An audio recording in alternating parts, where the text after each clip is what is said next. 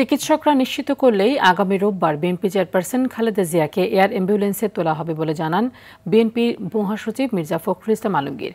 শুক্রবার বাদ জুমা রাজধানীর নয়াপল্টনে বিএনপির কেন্দ্রীয় কার্যালয়ের সংলগ্ন মসজিদের সামনে এই কথা বলেন তিনি বলেন, ফ্যাসিস্ট শেখ হাসিনার প্রতি হিংসা, অবহেলা আর অত্যাচারে তার শারীরিক অবস্থা এমন পর্যায়ে পৌঁছেছে।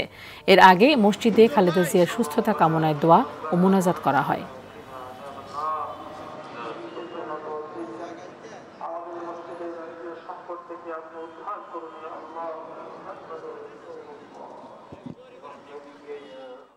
আগামীকাল যদি এয়ার অ্যাম্বুলেন্স এসে পৌঁছায় কাতার থেকে, তাহলে আগামী পরশু অর্থাৎ রোববার তাকে লন্ডনে নিয়ে যাওয়া সম্ভব হবে। ফ্লাই করতে পারবেন কিনা সেটা ডাক্তাররা নিশ্চিত করলেই তাকে ফ্লাই করে নিয়ে যাওয়া হবে এয়ার অ্যাম্বুলেন্সে করে। আল্লাহ পাক জানি ওনাকে সুস্থ দান করুন। দেশের প্রতি যে আনুগত্য, এটা জানি উনি আবার আমাদের মাঝে ফিরে এসে সেটা যেন আবার বজায় রাখতে পারেন। ইনশাল্লাহ আমরা দোয়া করছি আল্লাহ যেন ওনাকে আমাদের মাঝে আবার ফিরিয়ে দেন। দেশের কল্যাণে সে যেন আরও ভূমিকা রাখতে পারে। সুস্থ হয়ে যেন আমাদের মাঝে বেঁচে থাকেন, আমাদেরকে সুপরামর্শ দিতে পারেন। সবাই দোয়া করবেন যাতে আমাদের নেত্রী সুস্থ হয়ে ফিরে এসে এই ফ্যাসিস্ট শেখ হাসিনার ফাঁসিটা দেখতে পারে। এ বিষয়ে আরও জানাতে রাজধানীর এভারকেয়ার হাসপাতাল থেকে যুক্ত হচ্ছেন সহকর্মী শামীম চৌধুরী। শামীম, বেগম খালেদা জিয়ার চিকিৎসা, তার শারীরিক অবস্থা এবং বিদেশে নেওয়ার বিষয়ে নতুন কি তথ্য রয়েছে আপনার কাছে?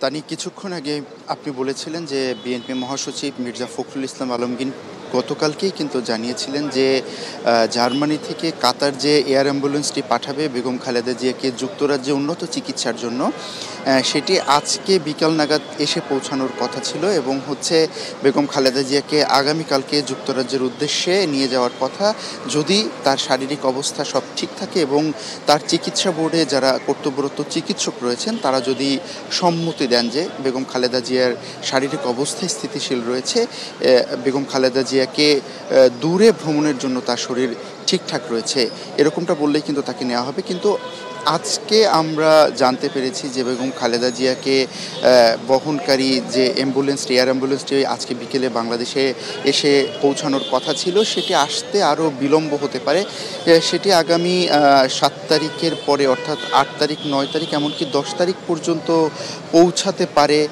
এই সময়টা যে এর মধ্যে বাংলাদেশে এসে পৌঁছাবে এমনটা বলেছে দূতাবাসের একাধিক সূত্র, এবং দূতাবাসের সেই সূত্র বলছে যে যদি বেগম খালেদা জিয়ার শারীরিক অবস্থা ঠিকঠাক থাকে এবং মেডিকেল বোর্ডের চিকিৎসক যারা রয়েছেন তারা যদি বলেন, সেক্ষেত্রেই কিন্তু এয়ার অ্যাম্বুলেন্সটি ঢাকায় পাঠানো হবে এবং ডাক্তাররা যদি বলেন সেক্ষেত্রে পূর্ব প্রস্তুতি সম্পন্ন করা হবে এয়ার অ্যাম্বুলেন্সটি পাঠানোর জন্য যা দরকার। এবং আমি আরেকটি তথ্য জানাতে চাই, সেটি গতকালকে কিন্তু মিডিয়া সেলের পক্ষ থেকে খুদে বার্তায় আমরা একটা তথ্য পেয়েছি, সেটি বেগম খালেদা জিয়ার এন্ডোস্কোপি করা সম্পন্ন হয়েছে। আর এই এন্ডোস্কোপির মাধ্যমে কিন্তু তার পাকস্থলীতে যে রক্তক্ষরণ হচ্ছিল সেটি বন্ধ হয়েছে। কিছু কিছু গণমাধ্যম কিন্তু বলছে যে বেগম খালেদা জিয়ার একটা ছোট অস্ত্রোপচার হয়েছে। তবে এখন পর্যন্ত তার কর্তব্যরত চিকিৎসক অর্থাৎ বেগম খালেদা জিয়ার মেডিকেল বোর্ডের যিনি গণমাধ্যমকে সবসময় বিবৃতি দিয়ে থাকেন, ডাক্তার AZM জাহিদ, তার পক্ষ থেকে কিন্তু এখন পর্যন্ত ওইরকম কোনো বিবৃতি বা আনুষ্ঠানিক কোনো বক্তব্য পাওয়া যায়নি। আরেকটি বিষয় যে গতকালকে কিন্তু বিকেলেও এখানে ডাক্তার জোবাইদা রহমান এসেছিলেন এবং তিনি প্রায় 3 ঘন্টা এই এভারকেয়ার হাসপাতালে অবস্থান করেছেন এবং রাত 11:15 নাগাদ তিনি কিন্তু এই হসপিটাল থেকে বের হয়ে গিয়েছেন।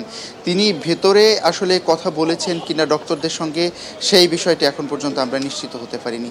তো তানি, এই ছিল এভারকেয়ারের সামনে থেকে এখনকার সর্বশেষ তথ্য। ধন্যবাদ আপনাকে।